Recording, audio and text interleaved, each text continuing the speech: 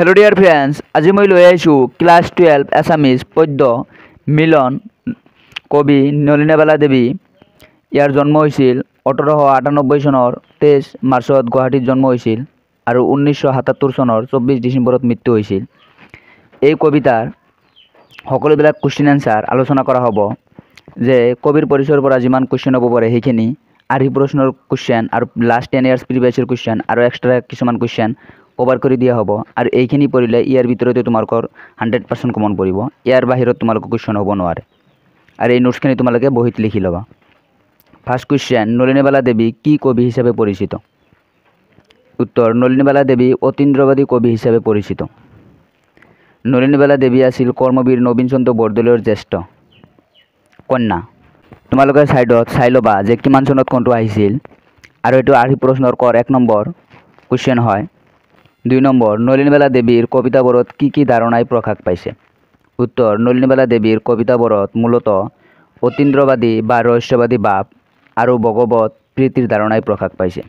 3 number, Nalinibala দেৱীৰ কাব্যগ্ৰন্থ কেইখনৰ নাম লিখা? উত্তৰ, নলিনীবালা দেৱীৰ কাব্যগ্ৰন্থ কেইখনৰ নাম হ'ল সন্ধিয়াৰ সুৰ, সপোনৰ সুৰ, পৰশমণি, অন্তিম সুৰ আদি। নেক্সট কুৱেশ্যন, এইটো কেইবাবাৰ আহিছিল? নলিনীবালা দেৱীৰ উচ্চমানৰ জীৱনীমূলক গ্ৰন্থৰ নাম লিখা? উত্তৰ, স্মৃতিতীৰ্থ আৰু বিশ্বদীপা তেওঁৰ উচ্চমানৰ জীৱনীমূলক গ্ৰন্থ। এনেকুৱা আহিব পাৰে কুৱেশ্যন যে বিশ্বদীপা কবিগৰাকী কোন? এনেকুৱা ধৰণৰ কুৱেশ্যন আহিছিল 2020 চনত। নেক্সট নম্বৰ কুৱেশ্যন, এইটো কেইবাবাৰ আহিছিল চাই ল'বা। লাষ্ট 2025ত আহিছিল। নলিনীবালা দেৱীৰ আত্মজীৱনীমূলক গ্ৰন্থখনৰ নাম লিখা? উত্তৰ, এৰি অহা দিনবোৰ তেওঁৰ আত্মজীৱনীমূলক গ্ৰন্থ। এইটো কাৰচিন্তি লিখিবা। ইয়াৰ পৰা কেইবাবাৰ কুৱেশ্যন আহিছিল যে কবিৰ সন্ধিয়াৰ সুৰ, সপোনৰ সুৰ, পৰশমণি, অলকানন্দা আৰু অন্তিম সুৰ কাব্যগ্ৰন্থৰ মাজত আত্মাধিক ভাৱৰ ব্যঞ্জনা প্ৰতিধ্বনিত হৈছে। এইটো কাৰচিন্তি লিখিবা। যুগ দেৱতা আৰু জাগৃতি কাব্যগ্ৰন্থৰ ভালেমান কবিতাত স্বদেশ প্ৰেমৰ সুৰ প্ৰবাহিত হৈছে। এই দুটাৰ পৰা বাৰে বাৰে কুৱেশ্যন হৈ থাকে। কেইবাবাৰ আহিছিল চাই ল'বা। নেক্সট কুৱেশ্যন, যে কিমান চনত আৰু কোন ঠাইত অসম সাহিত্য সভাৰ অধিৱেশনৰ সভাপতি আছিল? উত্তৰ, 1954 চনত যোৰহাটত বহা অসম সাহিত্য সভাৰ ত্ৰিয়বিংগ অধিৱেশনৰ সভাপতি আছিল। নেক্সট কুৱেশ্যন, কিমান চনত নলিনীবালা দেৱীক পদ্মশ্ৰী উপাধি প্ৰদান কৰে? উত্তৰ, 1958 চনত ভাৰত চৰকাৰে নলিনীবালা দেৱীক পদ্মশ্ৰী উপাধি প্ৰদান কৰে। নেক্সট কুৱেশ্যন, এইটো কেইবাবাৰ আহিছিল? কিমান চনত কোনখন কাব্যগ্ৰন্থৰ বাবে সাহিত্য একাডেমী বঁটা লাভ কৰে? 1961 চনত তেওঁ অলকানন্দ কাব্যগ্ৰন্থৰ বাবে সাহিত্য একাডেমী বঁটা লাভ কৰে। নেক্সট কুৱেশ্যন, মিলন কবিতাটি কবিৰ কোনখন কাব্যগ্ৰন্থৰ পৰা তুলি দিয়া হৈছে? উত্তৰ, মিলন কবিতাটি কবিৰ সন্ধিয়াৰ সুৰ কাব্যগ্ৰন্থৰ পৰা তুলি দিয়া হৈছে। নেক্সট চাবা শব্দৰ অৰ্থ। আৰাধ্য মানে হ'ল পূজনীয় বা উপাস্য, দৰ্শন মানে হ'ল দৰ্শন বা সাক্ষাৎ, নিশুতি, নিতাল, নিশ্চুপ, তন্ত্ৰা মানে টোপনি বা ঘুমটি, উষা মানে হ'ল দল পোৱা বা দকমকালি, অৰুণ মানে হ'ল বেলি বা সূৰ্য। নেক্সট কুৱেশ্যন, আৰ্হি প্ৰশ্নৰ কুৱেশ্যনবিলাক চাবা। 1 ৰ 3 নম্বৰ, বাকীবিলাক অলৰেডি কভাৰ হৈ গৈছে। জাগৃতি কাব্যগ্ৰন্থখনৰ মাজেৰে কবিৰ কি মনোভাৱ প্ৰকাশ পাইছে? উত্তৰ, নলিনীবালা দেৱীৰ জাগৃতি কাব্যগ্ৰন্থখনৰ মাজেদি ৰহস্যবাদী ভাৱ আৰু ভগৱত প্ৰীতিৰ মনোভাৱ প্ৰকাশ পাইছে। মিলন কবিতাটি কবিয়ে তোমাৰ বুলি কাক বুজাইছে? উত্তৰ, মিলন কবিতাটিত কবিয়ে তোমাৰ বুলি সৃষ্টিকৰ্তা ভগৱানক বুজাইছে। নেক্সট কুৱেশ্যন চাবা। 1 নম্বৰ, কবিৰ পৰম আৰাধ্যজনে আহি নিতে তেওঁক কেনেকৈ দৰ্শন দিয়ে? উত্তৰ, কবিয়ে সপোন দি থাকে পৰমজনৰ অস্তিত্বক হৃদয়ৰ মাজত অনুভৱ কৰে। ৰাতিপুৱা সূৰ্য উদয় হোৱাৰ পৰা নিশা গভীৰ নিদ্ৰাত পৰালৈকে প্ৰতিটো ক্ষণতে কবিৰ আৰাধ্য দেৱতাজনে তেওঁক দেখা দিয়ে। অৰ্থাৎ পৰমজনৰ অস্তিত্ব কবিয়ে ভিন ভিন ৰূপত অনুভৱ কৰে। 3 নম্বৰ, কবিয়ে আছা মোৰ নিজান কোণত বুলি কাৰ কথা বুজাইছে? উত্তৰ, কবিয়ে আছা মোৰ নিজান কোণত বুলি পৰম আৰাধ্য দেৱতা পৰম ঈশ্বৰৰ কথা কৈছে। অৰ্থাৎ কবিয়ে নিজৰ হৃদয়ত পৰম ঈশ্বৰক সকলো সময়তে অনুভৱ কৰি থাকে। 4 নম্বৰ, কোনে নিয়ৰৰ মালা গাঁঠি ৰাতিপুৱা কবিক দেখা দিয়েহি? উত্তৰ, কবিয়ে ভাবে যে বিশ্ব ব্ৰহ্মাণ্ডৰ প্ৰতিটো বস্তুৰ মাজেদিয়ে পৰম ঈশ্বৰৰ অস্তিত্ব প্ৰকাশ পাই আছে। সেয়ে কবিৰ মতে ৰাতিপুৱা নিয়ৰৰ মালা গাঁঠি পৰম ঈশ্বৰে তেওঁক দেখা দিয়েহি। 2025ত এই লাইনৰ পৰা কুৱেশ্যন হৈছিল। সেয়েহে কবিৰ মতে ইয়াৰ পৰা 1 মাৰ্কৰ কুৱেশ্যন হৈছিল। 5 নম্বৰ বাগৰুৱা হৈ টোপনিৰ কোলাত থাকিলে কবিয়ে কাক দেখাবা? উত্তৰ বাগৰুৱা হৈ টোপনিৰ কোলাত থাকিলে কবিয়ে পৰম ঈশ্বৰকে দেখাবা, অৰ্থাৎ কবিৰ মতে ঈশ্বৰ সৰ্বব্যাপী।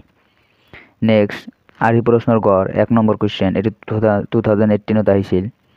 নলিনীবালা দেৱীৰ কবিতাসমূহৰ মাজেৰে মূলত কি ভাৱধাৰা প্ৰকাশ পাইছে তোমাৰ প্ৰাৰ্থীৰ আধাৰত আলোচনা কৰা। উত্তৰ নলিনীবালা দেৱী অতীন্দ্ৰিয় ৰহস্যবাদী কবি। অতীন্দ্ৰিয় কবিসকলে সকলোতে ঈশ্বৰৰ অস্তিত্ব অনুভৱ কৰাৰ দৰে কবি নলিনীবালা দেৱীয়েও আৰাধ্যজনৰ অস্তিত্ব বিশ্বৰ সকলোতে উপলব্ধি কৰিছে।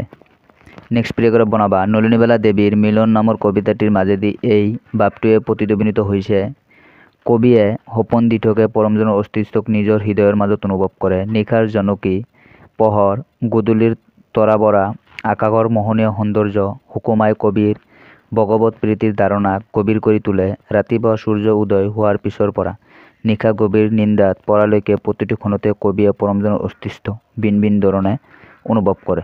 কবিয়ে এই অনুভৱক পৰমজনৰ লগত অন্তহীন মিলন বুলি অভিহিত কৰিছে। নেক্সট 2 নম্বৰ মিলন কবিতাটিত কবিয়ে কাৰ লগত কাৰ মিলন হোৱাৰ কথা বুজাইছে আলোচনা কৰা। উত্তৰ মিলন নামৰ কবিতাটিত কবিয়ে পৰম ঈশ্বৰৰ লগত নিজৰ আত্মাৰ মিলন হোৱাৰ কথা বুজাব বিচাৰিছে। কবিয়ে সপোন দি থাকে পৰমজনৰ অস্তিত্বক নিজৰ হৃদয়ৰ মাজত অনুভৱ কৰে। নিশাৰ জনকী পোহৰ, গধূলিৰ তৰাবৰা আকাশৰ মোহনীয় সৌন্দৰ্য সুকুমাই কবিৰ ভগৱত প্ৰীতিৰ ধাৰণাক গভীৰ কৰি তোলে। ৰাতিপুৱা সূৰ্য উদয় হোৱাৰ পিছৰে পৰা নিশা গভীৰ নিন্দাত পৰালৈকে প্ৰতিটো ক্ষণতে কবিয়ে পৰমজনৰ অস্তিত্ব ভিন ভিন ধৰণে অনুভৱ কৰে, অৰ্থাৎ ঈশ্বৰ আত্মাৰ লগত নিজৰ আত্মাৰ মিলন হোৱা বুলি অনুভৱ কৰে। 3 নম্বৰ কবিয়ে তেওঁৰ পৰম আৰাধ্যজনক ক'ত কেনেকৈ নিতে দেখা পায় বুলি কৈছে চমুকৈ লিখা। উত্তৰ কবিয়ে সপোন দি থাকে পৰমজনৰ অস্তিত্ব নিজৰ হৃদয়ৰ মাজত অনুভৱ কৰে। নিশাৰ জানকী পোহৰ, গধূলিৰ তৰাবৰা আকাশৰ মোহনীয় সৌন্দৰ্য সুকুমাই কবিৰ ভগৱত প্ৰীতিৰ ধাৰণাক গভীৰ কৰি তোলে। ৰাতিপুৱা সূৰ্য উদয় হোৱাৰ পিছৰে পৰা নিশা গভীৰ নিন্দাত পৰালৈকে প্ৰতিটো ক্ষণতে কবিয়ে পৰমজনৰ অস্তিত্ব ভিন ভিন ৰূপত দেখা পায় বুলি কৈছে। তোমালোকে চাবা যে প্ৰত্যেকটো 5 মাৰ্কৰ কুৱেশ্যনৰ এনচাৰ পৰা একেই হৈ আছে। তোমালোকে একেই লিখিবা, হৈ যাব। মানে কবিতাটোৰ যিটো মানে থিম আছে সেইটো মানে একেই, প্ৰত্যেকটো কুৱেশ্যনৰ পৰাই লাষ্টত একেই আহে। নেক্সট 4 নম্বৰ কবিয়ে তোমাৰ লগত মোৰ অনন্ত মিলন বুলি কি বুজাইছে ব্যাখ্যা কৰা। উত্তৰ কবিয়ে মিলন নামৰ কবিতাটিত ঈশ্বৰৰ লগত নিজৰ আত্মাৰ অনন্ত মিলন হোৱা বুলি ক'ব বিচাৰিছে। নিশাৰ জানকী পোহৰ, গধূলিৰ তৰাবৰা আকাশৰ মোহনীয় সৌন্দৰ্য সুকুমাই কবিৰ ভগৱত প্ৰীতিৰ ধাৰণাক সজীৱ কৰি তোলে।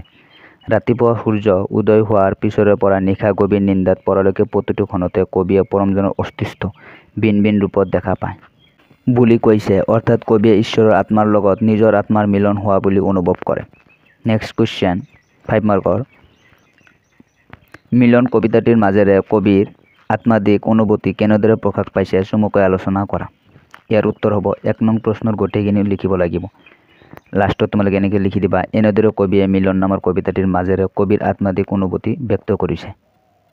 এইটো কাৰচিন দি লিখিবা, বেদান্ত দৰ্শনৰ প্ৰতি নলিনীবালা দেৱীৰ আছিল একান্ত অনুৰাগ। নেক্সট কিছুমান এক্সট্ৰা কুৱেশ্যন লগতে প্ৰিভিয়াছ ইয়াৰ কুৱেশ্যনো থাকিব। সাহিত্য একাডেমী বঁটাৰে সন্মানিত হোৱা প্ৰথমগৰাকী অসমীয়া মহিলা কবি কোন? নলিনীবালা দেৱী। 2 নম্বৰ নলিনীবালা দেৱীক ভাৰত চৰকাৰে কি উপাধিৰে বৈষ্ণৱিত কৰিছিল?